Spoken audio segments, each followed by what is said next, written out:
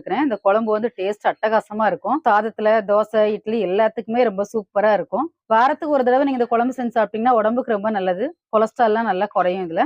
Welcome to Nellai village food. இன்னைக்கு நம்ம வீட்ல சூப்பரான ஹெல்த்தியான ஒரு குழம்பு தான் செய்ய போறோம்.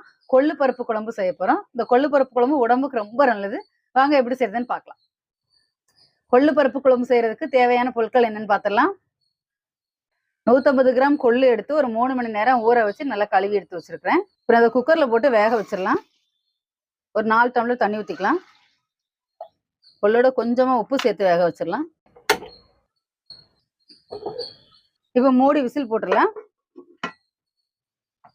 நல்லா குழைய வேகணும் கொள்ளு பருப்பு. அதனால ஒரு 7 விசில் விட்டீங்கன்னா தான் நல்லா குழைய வேகும். 7 விசில் விட்டுடலாம்.